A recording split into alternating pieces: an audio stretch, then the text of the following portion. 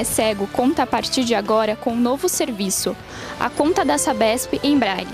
A companhia está cadastrando os clientes para a entrega das contas em casa.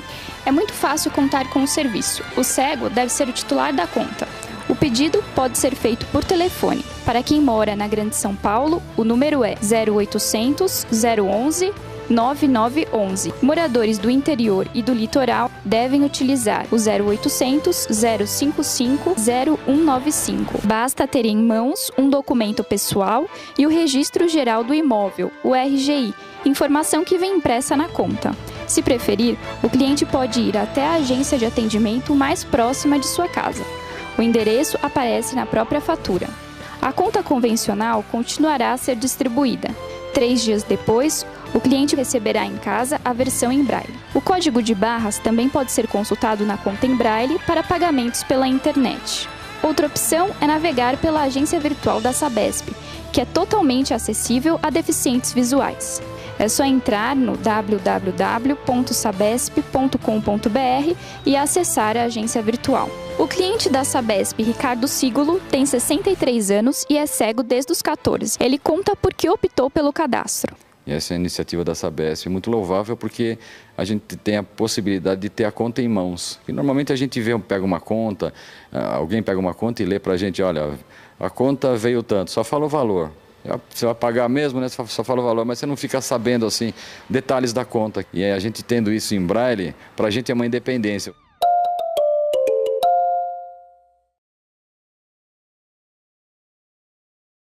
Tudo Imóvel, oferecimento Imobiliária IAS, Todesco, Auguri, Movesc. Olá, tudo bem? No programa Tudo Imóvel de hoje você confere projetos discutidos sobre o setor imobiliário. Então, vamos lá!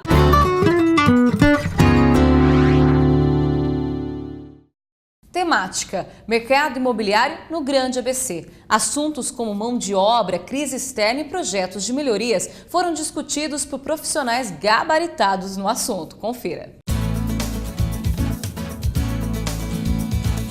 E nós do Tudo Imóvel viemos até o Secov para um encontro que discutirá o mercado imobiliário do Grande ABC. As metas para a região você confere agora.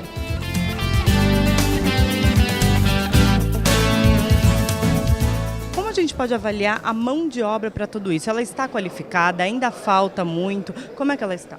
A mão de obra melhorou hoje bastante porque nós tivemos uma crise muito forte que foi em 2009 e 2010.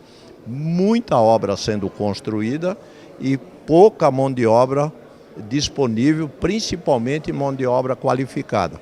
Hoje nós estamos chegando a um patamar um pouco melhor. Por quê? Porque houve uma redução de lançamentos. Então, as pessoas estão tendo um tempo suficiente para se qualificarem. Isso tem facilitado um pouco, porque estava muito difícil de se conseguir mão de obra. Mas essa mão de obra já melhorou um pouco, tanto em qualidade como em disponibilidade. E quais são os principais temas que ainda são desafios para a região do Grande ABC comparado à capital? Bom, eu acho que o ABC ele está de parabéns, principalmente porque parece-me que os prefeitos enxergaram isso diferente do que vinham enxergando há muitos anos atrás. A questão da mobilidade urbana, eles estão muito mais atentos a isso hoje do que antes. E eu até não condeno, por quê? Nem os anteriores. Por quê? Porque eles não tinham o problema na mão. Não existia o problema da mobilidade. E isso então veio de uma forma de pressão em cima do poder público, não só prefeitos, governadores, tudo. Por quê? Porque agora existe um problema de mobilidade. Então precisa se pensar em novos viadutos, em novas vias, em alargamento, em problemas de rodízio, de mão de direção. Tem muita coisa a ser feita e os prefeitos estão trabalhando em cima disso. E esperamos que os novos que estão aí, que venham agora também, que continuem ou até melhorem esse tipo de trabalho. A diminuição no número de empreendimentos também é ressaltada. O número de lançamentos deste ano diminuiu. Em função do quê? Principalmente dessa crise externa, que isso tem afetado, quer queira, quer não, afeta o Brasil. Principalmente com relação às indústrias. E nós dependemos das indústrias, porque as pessoas que compram ou são profissionais liberais, ou são pessoas que trabalham na indústria. Mas nós estamos terminando agora o balanço do ano de do terceiro trimestre de 2012, que veio até setembro, e esses números estão mostrando que nós tivemos uma melhora em função daquilo que vinha acontecer, melhora de vendas. E o volume de lançamentos também aumentou. Nós tivemos bons exemplos. A minha empresa mesmo, a MB Gussi, lançou há poucos dias atrás o Marco Zero, que vocês conhecem aqui na cidade de São Bernardo do Campo, e fez um lançamento com 543 unidades. Vendeu 508 em 10 dias. É um número absurdo. Loft, escritórios, apartamentos residenciais, foram números bastante que praticamente não se viu na capital. E o ABC mostrou essa pujança para nós. E o segredo das boas vendas é colocado por quem entende do assunto. O segredo é mais ou menos igual para qualquer profissão, né? Gostar do que faz, ser honesto, dedicar, pagar o preço, nada cai do céu.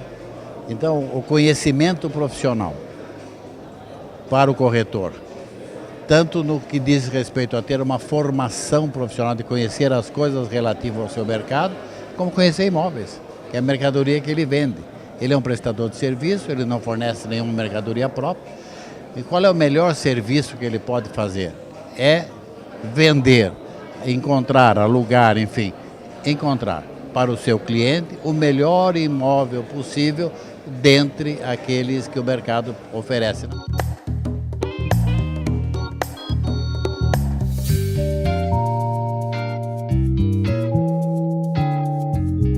A gente está falando um pouquinho da parte do corretor, mas da parte do cliente, quando ele vai escolher, ele vai procurar algo no mercado, qual é o conselho que você dá para não cair em nenhuma situação um pouco chata? Coisas diferentes.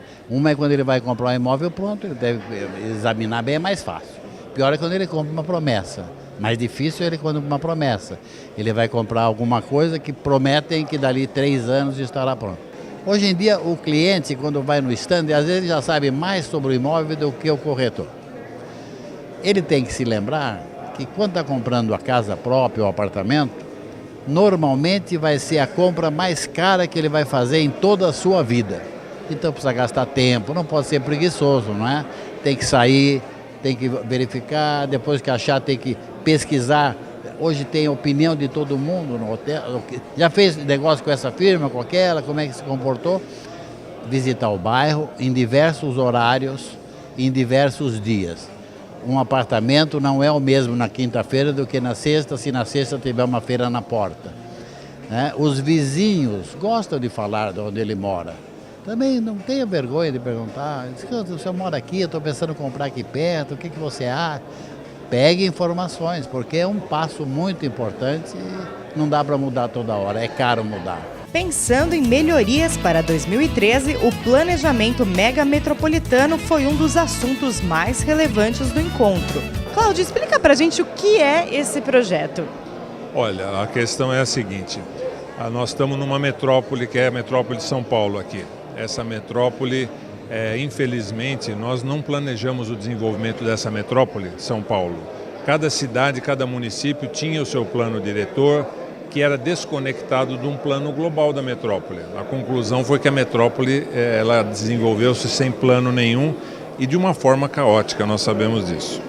O que nós estamos vendo agora é que tem outras metrópoles na cidade, e aí Campinas, Sorocaba, Santos, São José dos Campos, metrópoles em formação, que também não foram planejadas. Mas muito pior que isso, o espaço entre essas metrópoles está se desenvolvendo sem planejamento.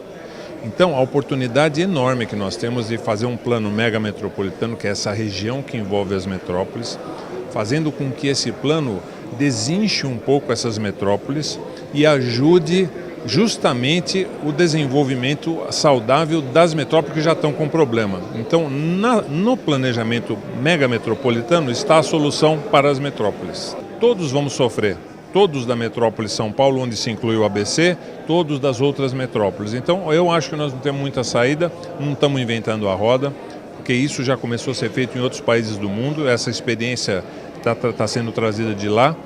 Eles já fizeram esses planejamentos, eles chamam isso de diamantes urbanos, quer dizer, cada metrópole dessa mega metrópole é chamada um diamante urbano, Eles têm esses diamantes em alguns países da Europa e eles já fizeram esse plano e agora eles estão planejando a interconexão desses diamantes, que é o que eles chamam de diagonal europeia. Então aqui no Brasil nós temos esse diamante aqui no estado de São Paulo, temos no Rio de Janeiro, temos Belo Horizonte, temos Paraná e teremos uma diagonal também em breve.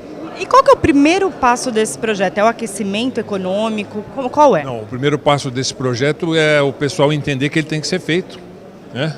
E aí a gente tem duas alternativas importantes. Primeiro, que nós não temos no país instrumentos legais e institucionais para lidar com esse tipo de administração desse território.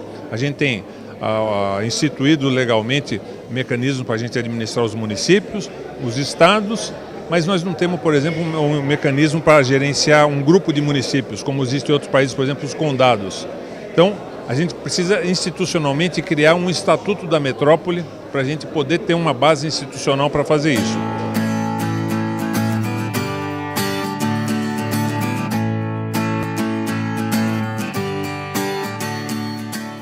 E nós temos um especialista que sempre está aqui à disposição para você. Doutor Imóvel, qual será a dúvida que você vai tirar hoje? Olá, senhores internautas, aqui é o Doutor Imóvel por Aparecido Viana, na DG-ABC TV. Esse quadro tem por objetivo esclarecer algumas perguntas que nos vêm através da internet da DG-ABC TV sobre o mercado imobiliário. Hoje vamos tentar responder para a Selma Liviero, lá de São Paulo, a pergunta que ela nos manda. Ela pergunta o seguinte: o atraso da entrega do imóvel adquirido na planta. O que posso fazer? Posso devolver o imóvel? Olá, Selma. A maioria dos atrasos que pode acontecer e que estão previstos na lei são repassados no contrato. Você lendo o seu contrato, você vai verificar que lá constam todas as possibilidades, que são algumas delas: chuva em excesso, falta de mão de obra, falta de material de construção, greves, etc. e tal. Isso já está previsto em lei e também são repassados nos contratos, como já afirmei. Porém, atrasos além desses previstos em leis já são imprevistos, já são problemas. Então, você deve consultar um advogado e analisar a situação e ele com certeza vai tomar uma decisão correta a respeito da situação e tentar resolver o problema. Espero ter te esclarecido. Obrigado. Obrigada, Aparecido Viana, pelas informações. E nós ficamos por aqui. Você já sabe, amanhã, quarta-feira, às 9 horas da manhã, tem programa Auto Diário para você. Fique conosco e nossas mídias sociais também. Nós voltamos na próxima semana. Até mais.